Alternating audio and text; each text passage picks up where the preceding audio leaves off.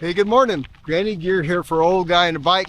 Well, recently I announced I had a little bushel of 45 millimeter wide gravel bike tires to run through and tell you about. Well, that begins today.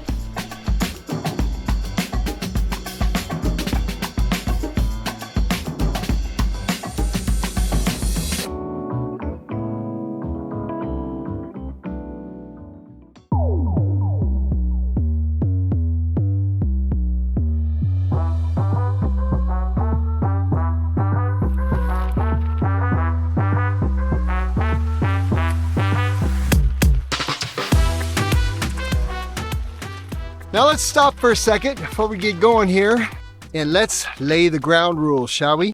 Now to begin with, coming from the Southern California area, my riding is really a mix of pavement, bad pavement, good pavement, hard dirt, loose dirt, dry dirt, rock, sand, ruts, etc.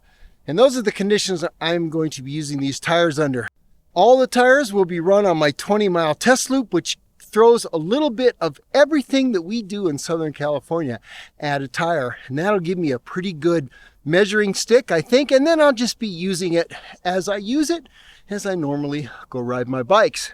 The bike I'll be using it on, that's the Turner Cyclosis. I'll be running it on the same set of wheels as a set of Easton Carbons 24 millimeter wide internal hooked rim, okay?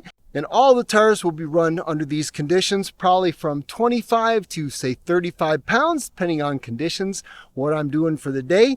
25 if I'm pure off-road, 30 if it's mixed, and 35 if I'm playing roadie for the day. Okay, let's talk about the first tire, Wilderness Trail Bikes Vulpine S.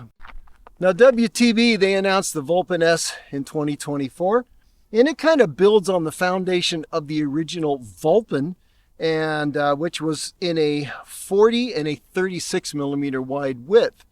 Well, now of course the Vulpine is expanded into a 45. We'll be looking at that tire too, but the Vulpine S brings the kind of mini blocks, slight slash micro block tire of the Vulpine, and it brings with it a solid center tread, so it's kind of that hybrid looking tire where it promises to roll very smoothly on fast surfaces and also have some kind of side purchase so you don't kill yourself if you get off-road. Now WTB, they say this is their fastest gravel tire ever. They don't say that that's true about the 45 millimeter version. They make this in a 40 as well. I think it's only 40 and 45. If I'm wrong, I'll put it up on the screen. I'm gonna bet they're talking about the 40, but regardless of that, it does look like it should be a pretty fast rolling tire, but has it been? Now I'll put the weights up on the screen. I don't have them memorized, but I weighed the tires before I put them on. I've also measured them now after having them on the bike for quite a while, and they do measure to spec. They just a little over 45, somewhere around 45.6, 45.7 millimeters on these rims. So that is quite acceptable, and the weights are in the ballpark for all the other 45 millimeter tires I'm going to be testing. They're in there. Mounted them tubeless with the WTB sealant, which I tend to use, and they've been flawless in a tubeless sense. They pumped up. I inflated them with one of those small brick air compressors, not even a big air compressor. Probably could have used a floor pump, but I'm getting lazy these days. And they've held sealant, held the air, etc. No weeping, no nothing. And so far of the time I've had the tire, I have not hurt one, cut one, or had a flat tire with these Vulpine S's. So how have they been to ride? Well, it's been a surprisingly capable tire. You know, I'm a little skeptical of the hybrid type of tire with a smooth center tread because I always feel like I'm going to lose something off-road in that. And however, I'm also tempted by them because it seems like, ooh, that could be really fast on the road. And I do a fair amount of road riding on my gravel bike, usually, you know, to connect dirt sections and whatnot. And so when I saw the Vulpine S, I thought, wow, I really want to like this tire. And you know what? I do. I've had it at 25 pounds off-road, did a ride with a bunch of the Gravel Bike California folks. I noticed that on that day, I should have had maybe a little higher air pressure for some of that because 25 pounds this tire and probably any of the 45s, they're getting pretty draggy on the road. And I noticed that I was working fairly hard. But in the dirt, wow, you know, you get a tire this big, you can drop pressure down pretty low unless you're really in the rocks running fast. It's really nice. One of the big advantages of having a bigger tire like a 45 or a 50. And on that ride, there were a few places we were going down this old, deteriorating fire road, and it had this pretty significant rain rut running down it. And it was rocky too, like exposed rock where it washed the dirt away. It was kind of challenging. Now, I love underbiking, so I'm up for that. But I was thinking to myself, I wish I had my Resolutes on, which is what I would normally be riding. But I didn't. I had the Vulpine S's. Twice they cut away on me on the rut at the edge, and each time within a fraction of the time that they cut away, they also hooked right back up again. I was very pleased.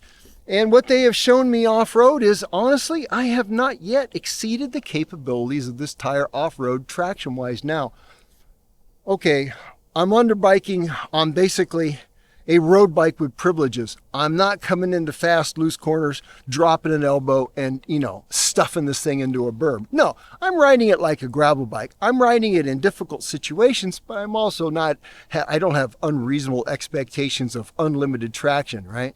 This is not a Minion DH, okay? And none of these tires are.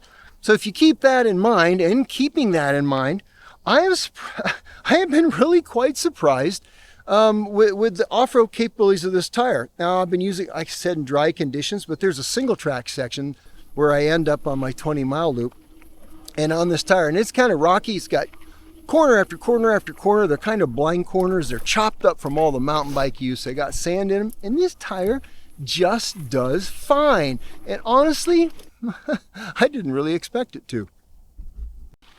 On the road, well, they roll very smoothly, very quiet. And most gravel bike tires on the road, you know, they don't have like giant knobs on them, and they're not going to be bad at all. But you'll get maybe a little whiny kind of buzzy noise, or maybe you'll feel a little vibration through the handlebar as you're going down the road. You don't feel anything on these. They are quiet and smooth. Does that mean they're faster? I don't know if that really means that necessarily, but it ain't a bad thing. And they feel fine in pavement transitions, you know, from upright to cornering. I'm not noticing any weird transition zone between the center ridge and the knobs and everything. That feels very predictable in that sense. And so far, you know, they've been wearing well. And one advantage, I think, with a solid center ridge kind of tire like this is that you're going to get quite a bit of wear out of it if you are on the road a lot compared to something with smaller knobs that are, you know, they're going to start to wear faster with all that pavement. You know what I'm saying?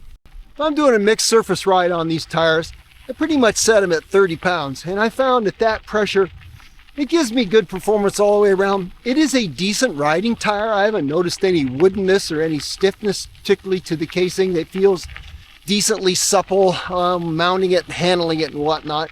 And so I certainly can't complain about the ride quality. And at 35 pounds on the road, they just, you know, they really get up and scoot. Obviously, it's a bigger, heavy tire. All these 45s are. So if you're coming from something lighter and faster in the sense of a smaller, just a smaller, lighter tire, you will notice a little bit of a loss in the acceleration on steep pitches when you get out of the saddle. You'll feel that. What I've noticed on these bigger tires though, once you get them rolling, they get along pretty good. And if you're in the dirt, you're probably going faster than you would be on a smaller tire.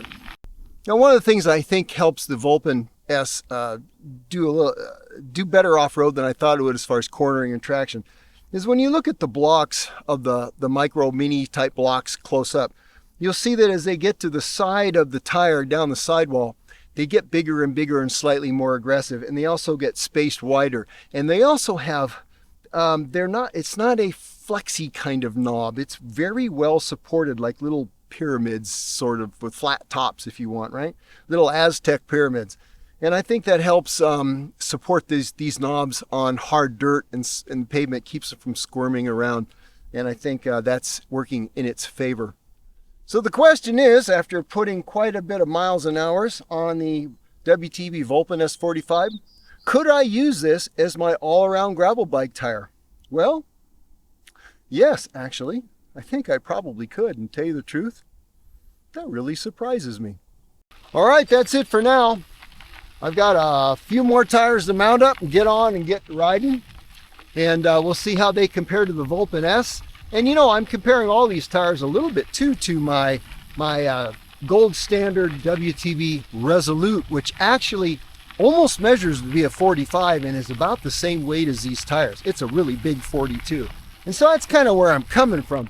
I think next we'll do the 45 millimeter regular Vulpine. And then, I don't know, we'll see where we go from there. We got 3 or 4 more other tires to try out. All right, guys, that's it for now. You guys have a great weekend or weekend. And as always, get out there and ride your bikes.